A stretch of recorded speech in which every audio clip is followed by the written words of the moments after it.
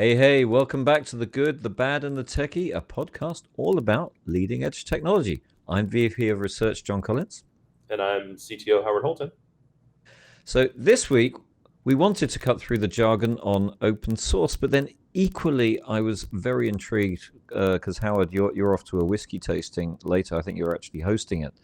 So I thought, no, actually, I care a little bit more about whiskey. But then I also care about open source. Now I thought, well, maybe we can just do both and see where it goes.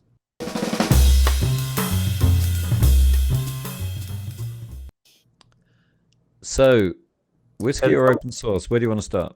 at some point, we're going to have more B-roll than we are A-roll. Are we B souls? I think so.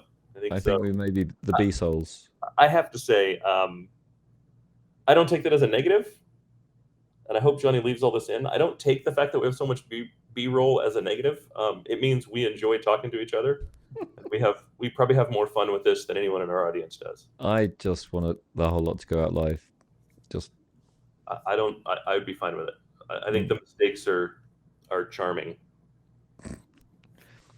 So, Howard, you are off to run a whiskey tasting later today.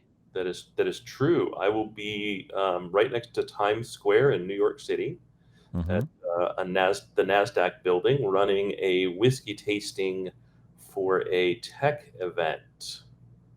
So, talk me through that like I was there. How does it unfold, unfurl, unravel? So it starts 2 months before the event, generally, Mm-hmm. and I do these quite a bit. It became somewhat popular during COVID because we could no longer kind of get together and do in-person dinners to host virtual tastings. And companies would send you a little box tasting kit in the mail, and you'd sit and sip while they had two people talk at you. Right, the first is some sort of tech person, generally someone who works for the company, talking about what the company does, and then the other person is the hired whiskey expert who talks about the whiskey. And they're fun and they're interesting and they're annoying and they're kind of everything that you would expect, right? As a whiskey aficionado myself, or whiskey lover, aficionado sounds so much more official, I think. I have a tendency to overdo any of my hobbies. I get into cars. I've owned 170 cars, 50 motorcycles. I currently own 12 and 5, respectively. Um, I became a firearms instructor in my late teens, early 20s, and specialize in kind of people new to the sport, new to shooting. And so I bought every firearm that I would conceivably think a new person to shooting would want to own. Um, I get into everything to the nth degree. I So when I got guess. into whiskey, I went from 40 bottles that I just kind of had collected over the years to 600 in about 3.5 years. Oh my giddy aunt. Okay. Yeah, I've got like five. yeah, I love each one like a family member. yeah. Um, I don't, I don't really drink, if that's not a weird thing to say. Like I enjoy Mm-hmm. sipping on whiskey as much as the next person, but I don't really sit at home and drink. About the only time that I really drink is when I'm hosting a tasting. I have people over to the house and I'm hosting, or I go somewhere and I bring bottles with me. Um, for me, the joy really is it's in the discovery, right? I'm a big foodie, and so I love the different kind of flavor profiles that come along with it. And I think anything anyone does to attain a level of perfection is worth me learning a bit about. So that's kind of how I got into it. How I got into hosting these tastings is I never liked the context switching between the tech person and the whiskey person. And the more I did them, the more I figured out I probably knew enough to replace the expert in the whiskey. And I've been in tech for 35 years, and I definitely knew enough to replace the tech person. Hmm. And what I like about it is if you don't have that context switch, if it's not, hey, this is the portion where we talk about the tech, and hey, this is the portion where we talk about the whiskey, but you intermix them, you get a much more dynamic and engaging conversation that can come out of it. Hmm. And so that kind of resonated. So I've been doing virtual tastings for a while. Every now and again, I get asked to do an in-person one. And so like this is tied to a specific event for a vendor. And I said, hey, I do whiskey tastings. Would you like to do a whiskey tasting? And they said, absolutely.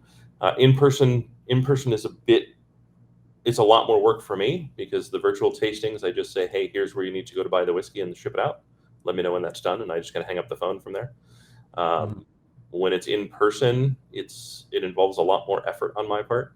Um, It's because funny. I mean, when I say to people, when I also do ukulele-based stand-up comedy, they haven't said, "Oh well, when can you come and do that for us?"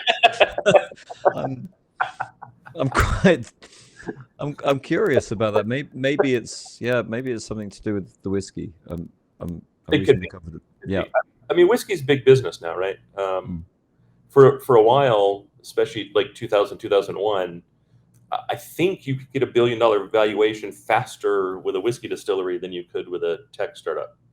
Wow. Um, And there's what's your take on the, because I love the old Scottish Island PT brands, but there's so many new flavors and brands, and kind of it's kind of gone into this diaspora almost of whiskies. And obviously there's all the Japanese whiskies and so on and so forth. But and I know that's probably the limit of my knowledge.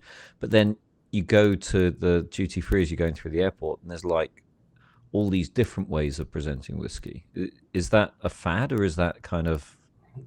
I mean, whiskey as a whole is a fad, right? Like, if we're being really honest, really old whiskeys haven't been around historically, right? It's only recently that we've really allowed this stuff to age and really focused on it, and that the market has exploded. Mm-hmm. Um, in the U.S., everybody likes to say whiskey's been around forever, and while that's technically true, we also didn't like it, right? The reason the U.S. is the home of the mixed drink is because our liquor was of such poor quality, you had to mix it with other things to hide the flavor. I Mm-hmm. mean, for Pete's sake, the easiest liquor to ever create is vodka. It is a clear, neutral spirit. It's just supposed to taste neutral and not kill you. And yet, the oldest American liquor that was produced and drank as a non medicinal is gin. And gin is a clear spirit that is not neutral, that you have Mm. to bury in some sort of botanical to hide the terrible flavor of the liquor. Mm-hmm. Mm-hmm. Right? It's only recently that gin has become artisanal and thus in demand, and you can mess around with the flavors and do all kinds of interesting things with gin.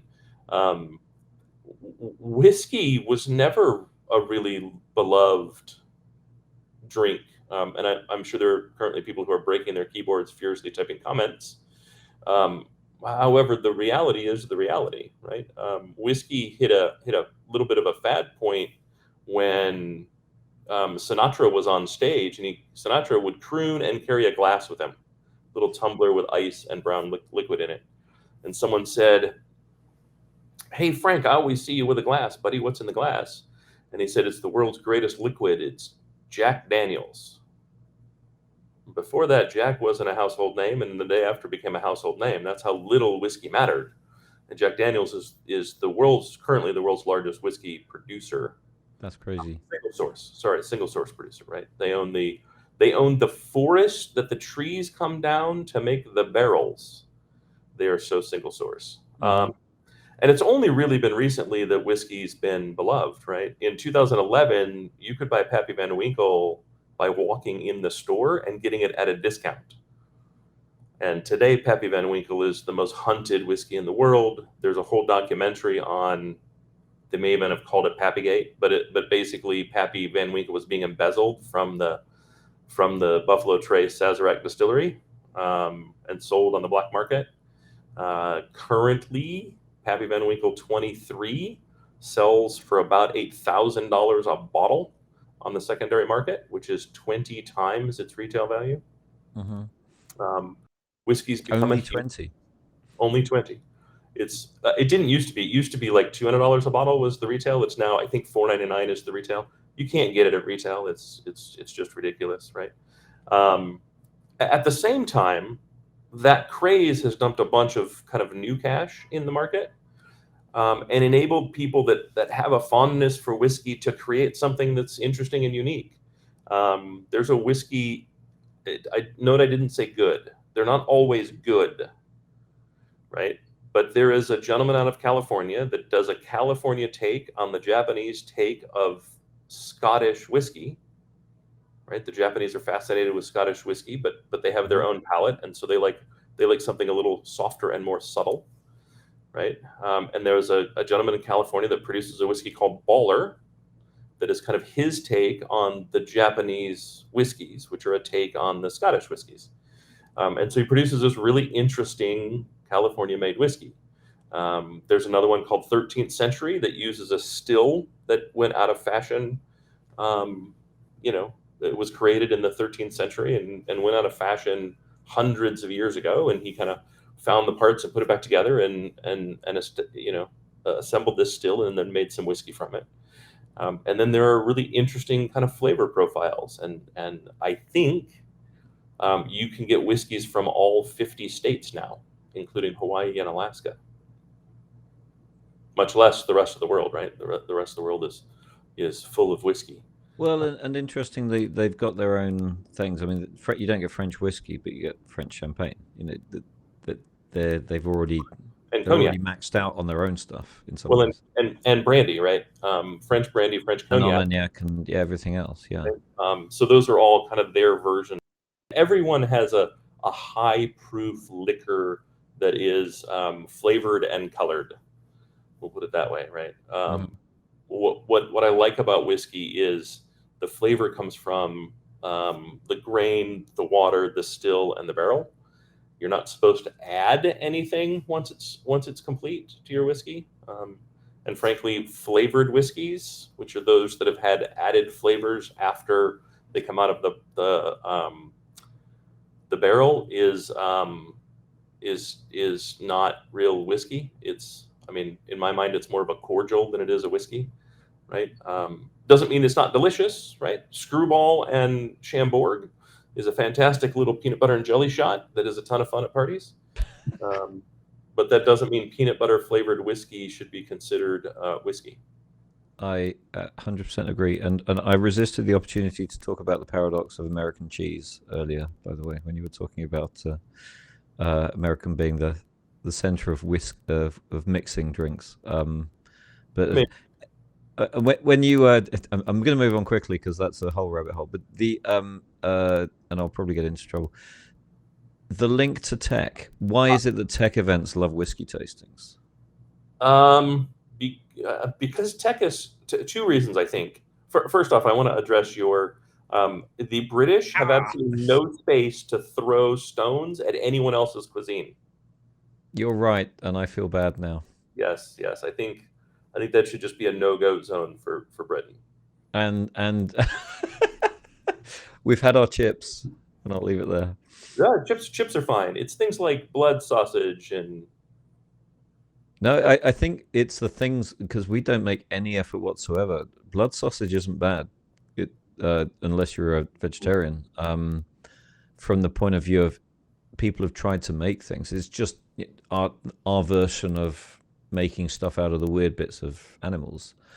Whereas we have no ability beyond recent times to actually prepare a decent meal. That's where it falls down. Your national cuisine is Indian food. Exactly. Let's be clear here, right? Like Britain gave up on a national cuisine and went, it's just Indian food. I'm convinced that the whole British Empire was a goal to find a national cuisine. That sounds perfectly reasonable. Oh my God, have you seen what these people are eating? We've got to take over the entire world because they actually know how to prepare and and produce food. It's astonishing. Yep. No, we've always been jealous of the French, and we'd never admit that. That's true. For those who haven't, please read Neil Gaiman's letter about freedom fries, where he talks about the relationship of the British and the French. It's brilliant. Oh, Um, I have and not read that. in your mind with an English accent, for those who don't naturally speak with an English accent, it's even funnier. Anyhow, so the relationship between whiskey and tech, I think, comes from while we get paid pretty well in tech, it's also a pretty stressful job.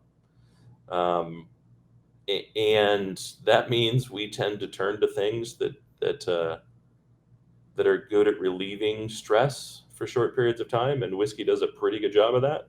Hmm. There's also a ton of detail in it, and so we can kind of nerd out on all the different kind of techniques and barrel types and bottle techniques and the different grains that are used, and the maturation phases, and the different stills, and how does the water, like, you can really nerd out on the intricacies of whiskey. There are thousands of bottles, and so you also have the ability to introduce your friends to something they haven't tried. Hmm. Um, it also gets a little expensive, and so it fits real well in tech because we can generally, the affordability doesn't have to stop at $40. The So, affordability can go up to the $100, $200 range. rich alcoholic nerds. Yeah, basically. It's, basically. It's, and I'm interested because at the beginning of this, we did talk about open source, and I've got the producer prompt, "Hi Johnny," saying, "What about open source? What about open source?"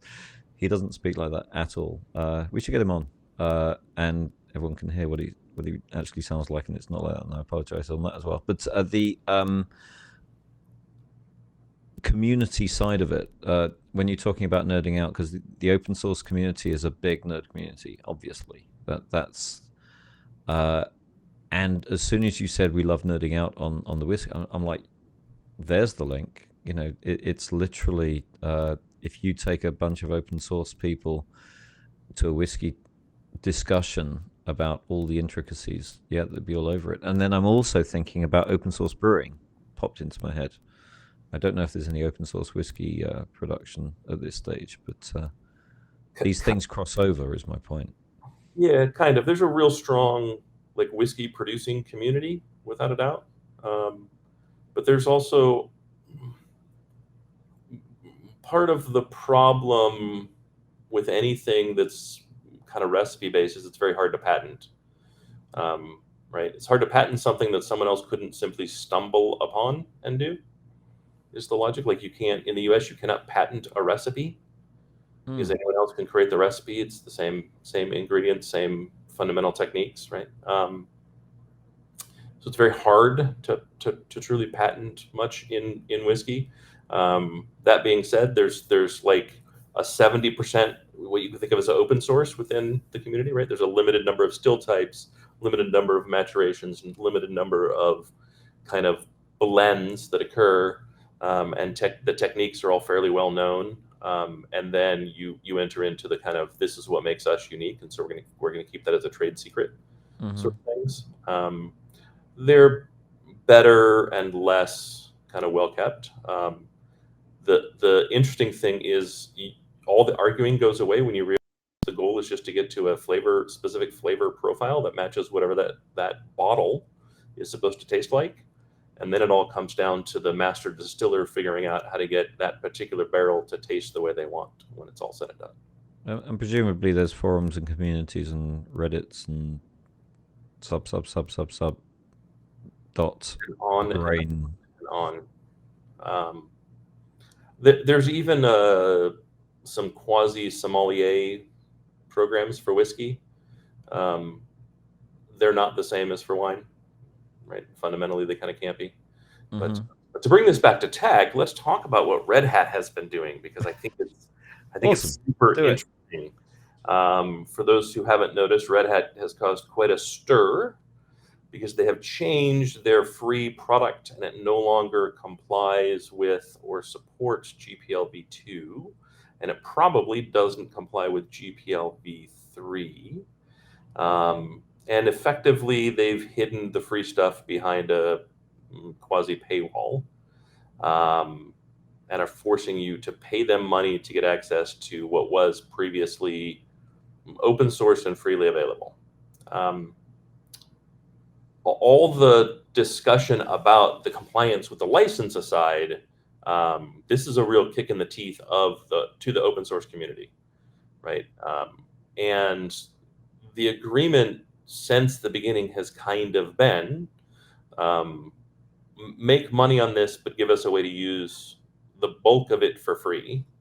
And the advantage that Red Hat got was by doing that, by having kind of the strongest enterprise Linux and a really good open source and free version of Linux that closely matched.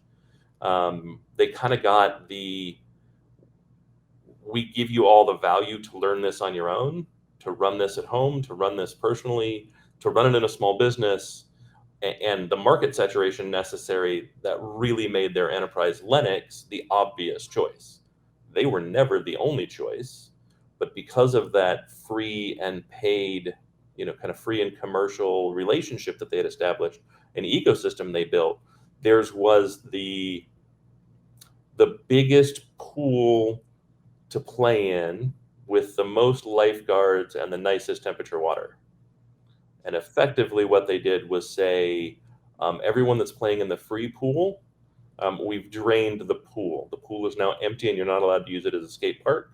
If you wish to play in our pool, come to the enterprise side, and the country club side. Pay your $100,000 entry fee. Pay your monthly service fees, and then you can come join us in the in the country club pool. And unfortunately, what that does is, one, it turns against everyone that supported Red Hat for this long. Two, it really makes them feel like IBM. And three, it opens the door to any other Linux, because every other major Linux also has a enterprise supported version. So I can't think of a way that this is a smart thing for Red Hat to do. Right. Yeah, and all you have to do is just not do that. I mean, obviously, there's huge investment already in Red Hat Enterprise Linux. You're not gonna you can't just switch out a Linux. It's not as simple as that. But you can. I mean, you can and you can't, right? At the same time, I'm constantly getting hit up, and I'm constantly seeing conversations about how do I take my 10,000 or 100,000 VMware virtual machine environment and move it to something else because I don't trust Broadcom, right? Because I've seen my pricing, because I'm being handed my pricing, and the increases are untenable, right? I mean, it's almost bad timing, isn't it? Because if you're worried about lock-in from Broadcom, and therefore you're thinking, well, where do I put my virtual machines? And you're thinking, well, maybe Red Hat's an option. And then they say, hey, we've got this great new thing called lock-in. Yep. That's that. I mean, I hate to use the term optics, but I'm going to use the term optics. The optics aren't good on that. It's just like, well, that's exactly what I'm trying to run away from, and you're creating more of it. So why would I? I then go back to, well, maybe I'll just stay where I am, or I'll look for a third alternative. Well, and that's kind of the thing, right? If I have the pressure from the VMware relationship and I have the pressure from the IBM relationship, both at the same time, does that make my cloud native that much more important? And if it does, then does that also mean I should do things like pick an entirely different operating system, aim to containerize and modernize? Am I going to be pushed into the cloud? Am I going to, like, what does this kind of larger conversation that we may have been pushing off now look like, right? And I think, go ahead. I was going to say that I think that one of the things I was saying previously about VMware and about Red Hat was, if you're worried about lock-in to a specific hyperscaler, then this gives you an alternate way of architecting what you're doing. So you don't have to be, you can be working with a single hyperscaler, but then at least you've got a kind of level of independence by working with a third party that runs multiple hyperscalers. But if that's literally 2 out of the 2 main vendors that are giving you that horizontal option are both saying, oh, we do lock-in too, You want a walled garden? We'll give you a walled garden. It's just it sits on top of any hyperscaler you like. Then it feels a. I mean, cynically, it feels a little bit like they've jumped the shark. They should wait. They should have waited until everyone had moved on to them, and then said, "Now we're going to lock the door after you've come in." But you don't lock the door before people come in. It's kind of Yeah. I think so. I stumbled on Cory Doctorow's "The Enshittification of Twitter" article or essay a few weeks ago, and I've been enamored with it because he summed up exactly what I've been seeing and haven't really been able to articulate very well. That's been happening in tech for years, right? But we're now seeing it with kind of the Broadcom acquisition of VMware. We're seeing it with this Red Hat shift, and we kind of see it everywhere. And it's this part of it is this kind of consolidation to fewer and fewer and fewer players that forces more and more bad decisions to be made, right? Um, it really goes back to um, a CEO standing up on stage and saying, "I have no responsibility to my employees, I have no responsibility to my customers. My responsibility is to my shareholders and only my shareholders." mm. Right? And that's a summary, but that is effectively what he said. And ever since then, that's kind of been the transition of the world, right? And when we look at how companies treat employees and how companies treat users, it's reflected as a truism in almost every major corporation, right? We're going to treat our customers just well enough that they don't become someone else's customer um, in bulk. And it's the in bulk that becomes the problem, right? Um, and it's kind But of enshittification principle. I'm going to make a leap. No, this isn't just a kind of how can I awkwardly shoehorn whiskey back into it. This is genuine. That what's really interesting there is it is about uh, kind of diversification. It's about the diaspora. It's about kind of, oh, we can do that too. As you say, you can't put a patent on the thing. You're just looking for the flavors. And I think what open source as a kind of principle brings is a similar ability to diversify and to allow to remove those boundaries to creativity because it doesn't try to control and lock in and so on and so forth. So I can understand Red Hat's kind of approach entirely from a corporate perspective, but equally I can understand everyone wanting to run away from that as because that's not they don't want to put all their eggs in one basket. That was never the goal. I think a big part of the Red Hat issue is ultimately a failure to understand their value and place in the world. And we see this over and over and over again, especially when companies make decisions like this. Um, Ultimately, um, the thing you were created to serve, you stopped serving when you became commercial to some degree. Now Mm. you have fully stopped serving it, right? And without realizing the value that you bring and your kind of space in within that value, you open the door for massive disruption,